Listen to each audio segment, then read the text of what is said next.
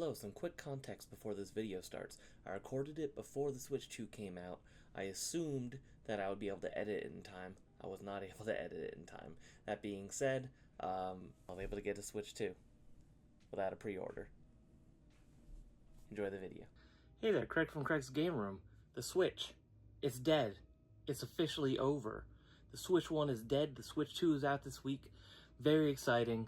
Switch 1 definitely isn't dead. We're probably going to be getting Switch games for many, many years to come still. We're on, year 5 of the PS5, and we still get plenty of those games on PS4 as well, same with the original Xbox. Everything likes to be on both generations now, so I do not think that we're going to stop getting Switch 1 games anytime soon, but I thought that with the launch of the Switch 2, it would be fun to go over what is my Switch game collection after, 8 years of the console being out, which is just crazy to think about. So I got my Switch 1 at launch. I do not have my launch model anymore. At one point, I sold it just to upgrade to an OLED. And no regrets on that end. I love the Switch OLED. I've accumulated a decent amount of games. Not a ton like some people. You see that giant sea of red in some people's rooms. I just got like a wave of red, not a sea of red. I have a couple of special editions I want to show off, but I thought it'd be fun just to go over this in celebration of the Switch 2 launching this week. I don't even know if I'm going to be able to get a Switch 2 at launch. I didn't get a pre-order. I'm just testing my luck with GameStop that day because my local GameStop had a sign that said we have plenty of consoles available even if you didn't pre-order, so I hope they're not lying, but we'll definitely see. So I'm going to go through each game individually. I might not have too much to say about every game, and I might be missing a decent amount of staples. And that is because at one point I actually thought about getting rid of my whole Switch collection and just going fully digital for the console. And then I sold a good amount of games for it, and then I changed my mind. So I ended up either buying some of those games back or just not ever getting them again. One example that I can think off the top of my head is Link's Awakening is a game that I do not have, that I should have. I did have at one point, played it, beat it, loved it, but I don't have it anymore, so one day I'll be able to get it again, but I'm not in a rush because it's Link's Awakening. So a bajillion copies out there, not rare, not expensive, anything silly like that, but I'm also not planning on playing it again anytime soon, so I'm just kind of like, whatever, I'd much rather take that money and put it towards a copy of Link's Awakening on the original Game Boy, which is, like 5 times the price, but we're not going to talk about that part. All right, so let's begin. And if you enjoy, of course, thank you for watching. Please subscribe for more, and let's get to it. So first game here, I am not a heathen that puts numbers at the end. When I have a video game that starts with a number, that goes at the front of the line, baby, when I alphabetize my games. So we got 13 Sentinels, Aegis Rim, Aegis Rim, however you want to say it. I always just say, I don't even know what I say, Aegis or Aegis, depends on the day. But this is a really cool game, definitely a slow burn. There's some tactical elements to it in terms of like the actual battles and gameplay, but it really is more of a visual novel for the most part. So may or may not be for you depending on if you like visual novels or not. It is an Atlas game, which is always good. I love buying Atlas games in general. I buy pretty much every Atlas release just because that's like my ride or die company. For better or for worse, I support most things that they do. And I actually have not played this copy. It's opened, but the copy that I played is the PS4 copy. I never finished it though, and I need to get back to it. I didn't finish it because I started playing it when I moved into where I am now. And during that move, whatever I was playing just kind of got, shifted to the side, and I never got back to it because moving is a lot of work. Next up, another awesome game, Platinum Games Astral Chain. As a JoJo's Bizarre Adventure fan, this game spoke to me in a funny way because if you are a fan of JoJo's, you'll know as well, the monsters that fight along with you, very similar to stands in the JoJo series. Another game I never finished, I want to get back to it. I'm hoping this gets an upgrade on Switch 2 for a better frame rate. That would be awesome. Very, very good game, very unique. Would recommend, even though I haven't finished it yet. I need to get back to it because it was awesome. Next up, this is sealed, but that's because I just wanted to have a copy of Bayonetta 1. I love, love, love Bayonetta. Played Bayonetta 1 and 2. We'll get to those games as well, but unfortunately I have not finished Bayonetta 3 and I need to get to it. But I played Bayonetta 1 and 2 on the Wii U when those versions came out. Bayonetta 2, when it came out on Wii U, came bundled with Bayonetta 1 at first. I think they changed that at some point, so not every copy comes with it. But that is how I experienced the Bayonetta 1 and 2 games, and absolutely adore them. And here are those two. And they also gave away a digital copy of Bayonetta 1 with Bayonetta 2 on the Switch, but I wanted a physical copy just because I'm a big fan of the first Bayonetta game. Next up, another Bayonetta game, Soraya the Lost Demon. Another one still in the shrink wrap, just haven't gotten around to it because there's just way too many games to play at any given moment. But I've heard good things about this. The art style looks awesome. I had a feeling that this one would be a lower print game. Probably not, because I think it's pretty darn cheap now, but it's just a weird, obscure title that I think a lot of people forget even exists. So, wanted to make sure I got ahead of the curve just in case. Next up, Big Brain Academy, Brain vs. Brain. I simply bought this because it was like $10. First party Nintendo game though, so kind of cool. You know, not the kind of thing you want to play all the time or for very long, but you know, stuff like this, Brain Age, kind of fun to hop in and out of once in a while. Recently, actually, I booted up the Brain Age, I forget what the subtitle is, but the 3DS one, and that was interesting and very difficult. It had, like, actually really hard, like, puzzle, like, math challenges, where you had to, like, remember the answer to, like, 3 problems ago, and that's the answer to the problem you're on. It was messing with my brain. Next up, Bravely Default 2. The first game's getting a remaster for the Nintendo Switch 2, which is kind of cool, which, you know, controversial because it's a game key card. But Bravely Default 2, another game that was on sale, so I made sure to pick it up. Haven't opened it yet, haven't gotten to it. I don't know, I'm trying to fool you guys thinking I play my games. Games are not meant to be played, they're meant to be put on a shelf and collect dust forever. But I would like to play this one eventually. Just another big time investment. For those of you out there that are not into the newer Final Fantasy games that are not turn-based, Bravely Default, there you go. Very similar, especially if you like job systems from like 3 and 5. You will love this series.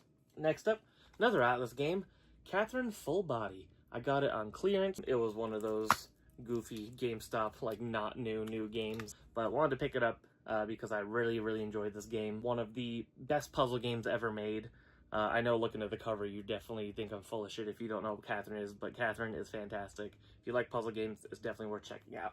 Next up, Collection of Mana. My friend has been streaming this on his channel recently, Final Fantasy Adventure, the first Mana game. Shout out to Bird Dog Gaming. But it also has Trials of Mana and Secret of Mana, so a really cool little collection of retro action RPGs. Next up, we got Dokapon Kingdom Connect, which is a remaster, remake, not sure which one, of the infamous, in a way, Dokapon Kingdom on PS2 and Wii. The Wii version was very expensive for a very long time, plummeted in price since this came out. Wii collectors are in shambles. This is cool because it's like Mario Party RPG. It's as weird as it sounds, very interesting. Definitely recommend to play with other people. Next up, we got Digimon Survive. I got this game simply because I thought that it sounded interesting. I've heard it's very dark and dreary and depressing and just very serious for a Digimon game. And I thought that sounded cool and interesting. And then I never got around to playing it because time. But it's on, you know, the infinite backlog that I don't track because I don't like having a backlog list. It stresses me out. But this is one of those games that one day I'm going to randomly pull off the shelf and check it out. Half visual novel, half tactical RPG. Another one of those. The art style looks really cool. The premise seems interesting. And I know this game was like infamously delayed over and over again for a long time, so people were excited when it finally came out. I think it got kind of mixed reviews. You know, I like a lot of shitty games, so that's not going to stop me from trying it. Next up, I just thought this was neat. I think this is the only PAL game in my Switch collection, but it is a 2-pack of Final Fantasy 7 and 8. I just thought that this was kind of neat, so I wanted to pick it up. I never finished Final Fantasy 8. I need to, but I have played through Final Fantasy 7, one of my all-time favorite games. Definitely like a top 10er. I love it that much. I am guilty. It is my first Final Fantasy, and it's my favorite Final Fantasy, but sometimes I think I might like 6 more. Just depends on what day you ask me. I might be a little bit more unsure, but 9 out of 10 times I'll probably say Final Fantasy 7. Next up, we got Fire Emblem Engage. I like the Fire Emblem series quite a lot. I have not played all the games, so I can't really say I consider myself a super fan as much as I would love to consider myself a super fan. Clearly, I haven't played all the games. This one is not open yet, but I am excited to check this one out eventually. I've heard very mixed things, especially on the story. But I think there's a lot of cool character designs in this one. And the idea of summoning like old heroes is kind of interesting to me. But what matters most is because of this game, I got a Lucina icon for my profile on Switch. So thank you, Fire Emblem Engage. And shout out to Lucina, my favorite Fire Emblem character. Next up, Fire Emblem Three Houses. People adore this game. A friend of the channel, Mr. Zach Daily Beating, is his favorite game of all time. So in honor of him, I definitely want to play through every route one day. This is also my younger sister's favorite game of all time, actually, too. So I know quite a few people that just absolutely adore this game. I like it a lot as well. Not my favorite Fire Emblem, but I do enjoy it quite a lot. Next up, Fire Emblem Heroes. I was very excited for this game when it came out. It was I think it was like October the year the Switch came out, so a fairly early game. But unfortunately, it just isn't really that good, honestly. I'm just not big on Warriors games. I tried Hyrule Warriors too, and I played that a lot on the Wii U. But I'm just not a big Warriors guy. Next up, Kaze and the Wild Masks. I don't know why I own this game. I have no idea how I ended up with this game. I don't even really think I'm going to keep it now that I pulled it off the shelf when I see it. Maybe it's a good platformer, let me know in the comments if you know. Totally blanking on how this even ended up in my possession. Alright, one of the most underrated anime fighting games ever in my opinion, Kill la Kill If. I adore this game, I think it's super fun. I got it digitally on PS4, got the Platinum Trophy, and then when I decided to get it physically, I went with Switch just because I already owned it digitally on PS4, but I wanted a physical copy of it, so I want the Switch version. Kill la Kill is also one of my favorite animes. I really do think that this is a super underrated game. It goes on sale all the time for like dollars, like $2-3, like that cheap. And it's definitely worth it for that price. It's definitely worth it for even more. I think it's a fantastic fighting game. Very, very fun, so definitely recommend. Next up, Kirby and the Forgotten Land. First 3D Kirby game. Very fun time. I need to go back and finish it. I think this was another one that I got during moving time, so it got lost in the shuffle there. But I really enjoyed what I played of it, and I'm a big Kirby fan. Best Kirby games are Kirby 64 and Planet Robobot, in case you were wondering. Next up, we got Kirby Return to Dreamland Deluxe. This is a remaster slash remake slash whatever of the Wii game that was originally supposed to be a GameCube game and took so long to make that they made it into a Wii game. Kind of just traditional 2D Kirby game. I actually never got around to playing this one. I got this as a gift from a family member, but definitely want to check it out eventually. That's the nice thing about the Kirby games, they're all super short, so you can kind of get through them really fast as well. Alright, next up we have Kirby Star Allies. People like to poo-poo on this game a lot. I had a very good time with it. Was it worth $60? Probably not. But I enjoyed it. Very fun. I actually played through a lot of this one with my parents, and it's a good time. Very fun multiplayer game. Next, we have The Legend of Zelda Breath of the Wild. Don't be fooled, even though this is sealed. This was a copy that I bought when it was on sale, because originally I had this as one of those games that I sold and then bought back. I actually had the like Master Collector's Edition that launched when the Switch launched. I wish I wouldn't have sold that because that is worth so much money now. I could have made like double or triple the money for what I sold it for. I'm kind of famously among my friends not the biggest fan of this game. It's not bad, it's just not what I want out of Zelda. I respect it, and the people that love it really love it, and I am totally cool with you loving what you love. So, Breath of the Wild fans out there, shout out to you. Next up, we have Echoes of Wisdom. The most recent Zelda game. I'd need to finish this one. I'm pretty sure this is one of the ones that's getting a frame rate boost on the Switch 2, so I'm glad I waited to play it because it was pretty chuggy, which feels kind of pathetic for the kind of game that it is fidelity-wise for it to be chuggy, but that's what happens when the Switch is old AF. Next up, we have Legend of Zelda Skyward Sword HD. Another one I got as a gift, never opened it. I played the original back on the Wii though, so I do have a lot of experience with this game. I enjoyed it quite a lot. I always thought it was a little overhated. Yes, there's a lot of backtracking, and yes, you gotta fight that stupid Guardian like 1,000 times. But the writing's good, music's good, I really like the art style. Dynamic between Link and Zelda is great. There's a lot of really good elements of the game. There's a lot of poo-poo garbage, but there's a lot of very good stuff inside as well. The good outweighs the bad. Next up, Tears of the Kingdom. I've also never finished this game. Thank God I didn't. Runs like shit on the Switch, and on the Switch 2, it's going to be running way better. The upgrade path comes free if you have Nintendo Switch Online, which I do. So I'm very excited about that. I'm looking forward to finishing this game to see if I end up liking it a lot more Breath of the Wild, because as of now, it's just kind of as good as Breath of the Wild in my opinion. Yeah, I'm curious to see how my final thoughts are, because I've heard the final boss and ending and all that are fucking crazy in this. So excited to check that out. Next up, a game I was very excited for and unfortunately was disappointed in was Live A-Live, Live A-Live, however you want to say it. I didn't end up finishing it because I just thought it was kind of boring, honestly. I liked the concept, I wasn't huge on the execution. Next up, we got Luigi's Mansion 3. Big fan of the original Luigi's Mansion, I think is very fun. Good short game, but I've never finished 2, never played 3. At all, so I still need to get to this one eventually. But I've seen a lot of gameplay, seen a lot of cutscenes. Cutscenes are incredible in this game. This game looks so good graphically. They totally killed it on that end. I definitely need to check this out. I'm not sure how I feel about Luigi. He makes me a little uncomfortable. Yeah, Luigi's Mansion 3. Next up, another game I bought, or had at one point, sold, rebought, so that's why I sealed Mario plus Rabbids Kingdom Battle. Such a strange game. Very, very weird that this exists, but the execution is actually phenomenal. And eventually I'd like to pick up the second game and check that out as well. I think it'd be cool to see, because I didn't hear a lot of people talk about the second one. I think if it would have came out closer to this one, it would have probably done better, but I think there's too much time in between and people kind of thought the idea was less novel after that big of a gap in time. Next up, the Switch Essential Mario Kart 8 Deluxe. I'm always shocked at how much time I put into this game and played it, even though I also owned it on the Wii U back in the day. But it's fantastic. Not much you could really say about it that hasn't been said. Still not my favorite Mario Kart, probably second or third favorite, but I do love this game, and it never gets old. Always fun to vote this out at parties. This is one of the few Switch games I own physically and digitally, because I just always wanted it, you know, at the hip to shoot out at any time. Like, who wants to play Mario Kart, who wants to play Smash Bros. Animal Crossing sounds fun right now. Like, those 3 games I own digitally because I just would like them available at any given time. You might notice I don't own Animal Crossing physically. That came out during the good old pandemic times. At the time, you know, obviously no one was leaving the house, so I ended up just buying it digitally, and then I never got a physical copy. So if I could come across a cheap physical, I'd like to get that eventually, because I think that's the only Animal Crossing that I don't own physically. Alright, next up, Marvel Ultimate Alliance 3, The Black Order. Couldn't really tell you much about this game. I played the original Marvel's Ultimate Alliance and I enjoyed it a lot way back when. This is actually my wife's game, so she enjoyed it from what I know, but I don't really have any actual experience with it. Next up, we have Metroid Dread. Absolutely fantastic game. The last boss is so hard. Oh my god, it was so hard. Took me forever, but I had a great time with this game. The only thing that I didn't like about it was I thought the music was the weakest, like, in the entire Metroid franchise. But everything else about it, fantastic. Definitely recommend if you're into the search action genre, because I don't like the term Metroidvania. Next up, Metroid Prime Remastered. This was, you know, a big surprise for everybody. Everybody enjoyed it. Super well executed. It's a shame that we'll probably never get the same treatment for 2 and 3, because it'd be nice to have them all up to the same standard, but really cool that this exists. Looking forward to Metroid Prime 4 this year.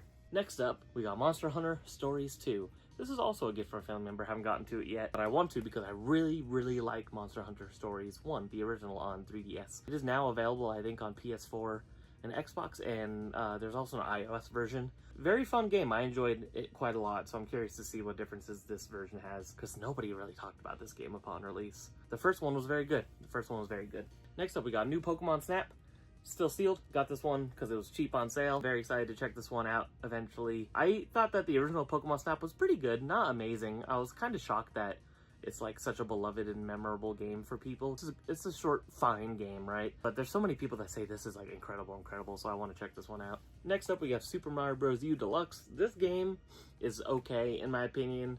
It's a Mario game, so it's like, it's good. It's just that the standards are higher in my mind, right? Compared to other, because I played so many Mario games and so many of them are fantastic. This was probably the least memorable 2D Mario game in my opinion. Actually, most of my playtime was with the Luigi levels for New Super Luigi U, since I played that version on the Wii U way back in the day. But I actually never even finished this on Switch because I just thought it was fine. I felt like everything just was, you know, it was forgettable. Kind of, it felt like generic, I guess is the best way to put it, if Mario could be generic. Next up, we got Octopath Traveler. This is another really, really good game. Another one I would say, if you say that you missed the old style of Final Fantasy, you wanted to check out. Started the whole HD 2D pixel craze, so to say. It's just fantastic games. Gotta recommend it. Haven't ever checked out the second one, but if I do, probably get it on PS5. Next up, we got the Oddworld Collection on Switch. This has New and Tasty, Munchie's Odyssey, and Stranger's Wrath HD. All very good games. I've actually never played the HD versions of Munchie's Odyssey or Stranger's Wrath. I owned them on the original Xbox growing up and played those. They're fantastic though. And I just thought this was a neat release with a bunch of very good games. I'm a big Oddworld fan. Grew up with Abe's Odyssey and Abe's Exodus, so wanted to have this one in the collection. Next up, I just wanted to have this one to support one of my favorite indie games of all time, Omori. I also own it on PS4. This was a Fan Gamer published game. Comes with like art cards and all that kind of fun stuff.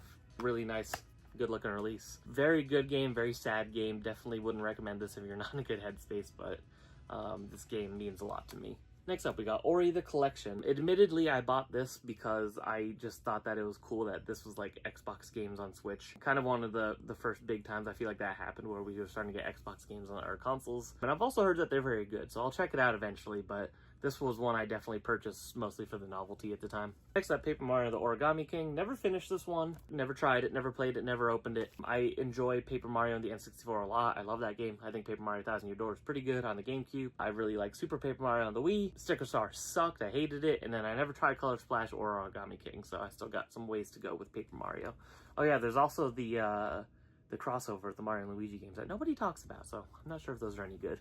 Next up, we got Pikmin 1 and 2. These games are so good. I love these games.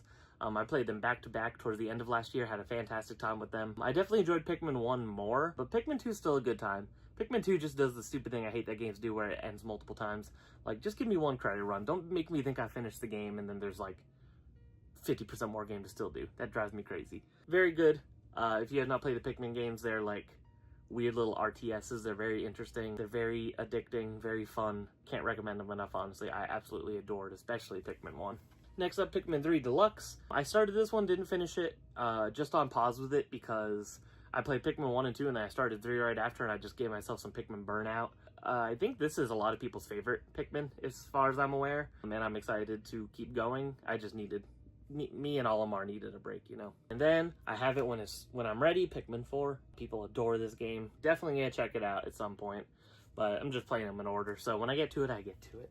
Next up, Pokemon Mystery Dungeon Rescue Team DX. Still haven't gotten around to this one either. It looks like a really good game. Very excited to check it out. As you can tell, I am a shelf collector. I have all these games. I haven't played most of them. I want to, I promise. I have so many games. So many games to play. It's only so much time, you know? Uh-oh, I fucked up my tripod. Next up, we got Ring Fit Adventure. I actually thought this was really cool, really interesting. I did play a decent amount of it, but I don't know, has anyone actually beaten this game? Let me know if you have, I'm curious to see. I guess I should talk about it. It's like an exercise RPG, very interesting. You have to do like exercises and stretches and sit-ups to attack. It's very strange. Very interesting and cool concept. Next up, we got Scott Pilgrim versus the World, the Game Complete Edition. Of course, I had to pick this up because 1, it was on sale, and 2, a game that was famously delisted and unplayable for many years. So I want to make sure I secured a copy to have for myself. Very good. The soundtrack is so good in this game. Next up, we have Shin Megami Tensei 5. This is the Steelbook. This was a game I was very excited about when it came out. I played it, and it ran like Dookie, and that kind of turned me off from playing it. Now the game is available on PS5. Runs well, has extra content, so I'm kind of glad I held off on this one. But this was one of those games that was announced when the Switch was revealed, and they just took a billion years to put it out, so very exciting when it did finally come out. Next up, we got Super Monkey Ball, Banana Blitz HD, and Sonic Forces Double Pack, 2 games in 1. If there's anything I know as a GameCube collector, sometimes double packs for Sega could become very rare and expensive one day, so I kind of bought this just to have it. It was only like 20 bucks, and I was like, well, I have it just in case this is ever, you know, rare and expensive one day, just because I like to own rare and expensive things. Same with the double pack of Sonic Team Sonic Racing and Sonic Mania. Sonic Mania, a little overrated in my opinion, but still fun. Team Sonic Racing, never checked it out. Still got these bad boys sealed. They'll probably stay that way. Next up, we got Super Mario 3D All-Stars, the rarest Switch game of all time, if you didn't know. Very mediocre collection, honestly, in terms of like what you get out of it, but it comes with 3 fantastic games, and you can't really ask for much more than that. So it's worth it on those merits alone. Who doesn't love Mario 64?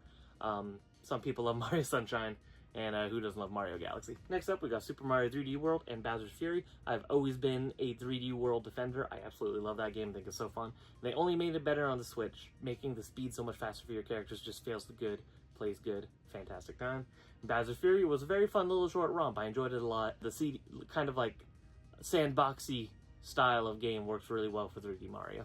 Super Mario RPG. This is the remake of Super Mario RPG on Super Nintendo. I have not played this version. I have played the Super Nintendo version, a good amount of it. I haven't finished it, but I enjoyed it quite a lot. This was on sale for like $15 at GameStop, so I was like, whatever, I'll get this just to have it, because eventually I'll want to play the remake anyway. That was dirt cheap. But I would like to finish the Super Nintendo version first, because I was probably like 60-70% of the way through that version, so might as well see it through to the end, and then I can play this version, compare and contrast. Next up, we got Super Monkey Ball Banana Mania. Very, very good game in my opinion. This was like kind of like a combo remake-ish thing of Super Monkey Ball 1 and 2 on the GameCube. The only issue is the controls aren't the exact same. I still think they're better on the GameCube version. Still fantastic level design, fantastic music. I'll always prefer the old art style for Monkey Ball though as well. Next up, we have Super Monkey Ball Banana Rumble. This was a new Monkey Ball game, was very good, got very challenging towards the end. Monkey Ball is just super fun series, pretty much always a good time. Can always recommend Monkey Ball games to anybody. Definitely a game I got because it was only $10, Sid Meier's 6th. A game that I liked a lot on the Wii U. Never played the Switch version, but I have it ready. Tokyo Mirage Sessions FE Encore. This was like the crossover between Fire Emblem and Shin Megami Tensei, but really it kind of just feels like JoJo's Bizarre Adventure Persona-ish kind of thing. Because you're like summoning Fire Emblem characters almost like a Persona or a Stand. It's a great time. Fun music, kind of a fun different atmosphere, being like very involved with like J-pop and stuff like that. So it's a good time. I like it a lot. As far as I know, it's kind of divisive, but I've always enjoyed it. A game I always wanted to play and still haven't, Triangle Strategy. I've heard it's fantastic. You know, strategy RPG, very much in the vein of like the style of Bravely Default, or no, not Bravely Default, like Octopath Traveler. One of those one-day games. WarioWare Get It Together, fantastic time. Definitely, I think, should have been on the cheaper side because it's a very, very short game. And all WarioWare games are, but I also think that all WarioWare games should be a little bit cheaper. But if you like the crazy micro mini games, a good time. I feel like there's not as much variety in this version because a lot of it's based around like your character flying around the screen and stuff. It's still a very good time. WarioWare is just always fun. Next up, I'm gonna just whip them all out here, but we got Xenoblade Chronicles 1, 2, Torn of the Golden Age, and 3. I do not have X yet. I plan on getting it. Xenoblade Chronicles is like my favorite series that I haven't finished. I played about half of 1 back on the Wii, and then half of 2 when it first came out on Switch, and then I never got around to Torna or 3. I never even finished 1 and 2. I need to because I really like them. There's just, like I said, so much to play, so much I want to play, and I'm very good at getting distracted. But I really like what I played of those games, especially 1. I preferred 1 over 2 from what I did play of those. Everyone I know that loves these games adores them, and a lot of people that play them say that it's their favorite RPG series, so I know that it'll be worth the commitment once I finally get there. But part of me wants to be like the extra cool kid and play Xenosaga and Xenogears and all that stuff first, so it might take me many, many years before I actually get there. And here, we got Yu-Gi-Oh! Legacy of the Duelist. I just love Yu-Gi-Oh! So I buy every Yu-Gi-Oh! Game that I can. I haven't played this one yet, but it does have the cards included, which is exciting because those are usually missing. Next up, Japanese release that my sister and brother-in-law got for me while they were in Japan. Very nice of them. Yokai Watch, the Switch 1 remake. I really enjoy Yokai Watch on the 3DS, and I just thought that this was a really nice gift of them to get me. So thank you to my sister and brother-in-law. Not really a gift, I paid them for it, but they still brought it back for me. Now we got some big boxes here. We got Super Smash Bros. Ultimate with the Pro Controller. Had to get that beautiful, beautiful Pro Controller. To this day, it's the one that I use, you know, day to day. It's my go-to Switch controller. Thank God the Switch 2 is going to be backwards compatible with Switch 1 Pro controllers. Then we got the double pack for the Gen 4 remakes. Terrible remakes in my opinion, which makes me sad because I love Gen 4. And then we have, these were actually also my wife's, so not really my collection, but I have played both these games. We got Splatoon 2, the bonus edition with a guide. Same with Mario Odyssey. The Traveler's Guide, so some cool big bucks ones. Wish I had the Breath of the Wild one just so I could complete the trifecta, but I think that one's gotten kind of expensive. And then last, we got some special edition games. This I love. This is the Neo Geo Pocket Color Selection Volume 1. I love, love, love the Neo Geo Pocket Color. One of my favorite consoles ever, and it is a big fancy special edition. Comes with some goodies, as special editions do. But it comes with a great selection of games as well. You get this digitally on the Switch, so there's also a second one that I didn't pick up. Hopefully one day I could get that. Next up, we got the special edition for Shin Megami Tensei 5. I love the side of the box. It looks so cool. Also comes with, you know, all the special edition goodies, but this isn't an unboxing video, so I'm not doing all that. Next up, the Fire Emblem 30th anniversary thing. Where it came with like a digital download of FE1 for the Switch that had like fast forward and stuff. Very interesting, weird release, and it comes with like a glass NES cartridge and some weird stuff. But cool little commemorative thing to celebrate the anniversary of the series. For the final piece, we got the special edition of Fire Emblem 3 Houses on the Nintendo Switch. I was so excited for this game, and I'm happy that I own this. It is a gorgeous box for a fantastic video game. And that is my Nintendo Switch 1 collection. I'm very excited for the Switch 2 to come out. A long time coming. Have a lot of great memories with the Switch, and there's still plenty of games I want to buy for it, so hopefully they'll start to get cheaper once the Switch 2 comes out. If you enjoyed watching, please be sure to subscribe. Appreciate you making it to the end here. If you like to hear me yap, make sure to check out my podcast, Generation Behind. I do that every other week with my friends Zach and Tyler. I also do a twice-a-month show, Collective Perspective, with my friend Christian on the Bird Dog Gaming channel. So there's a lot of me out there if you like hearing me yap. If you'd like to see any other collections of my other consoles that I own, please be sure to comment down below. I think that'd be fun to do. And thank you for watching. Take care.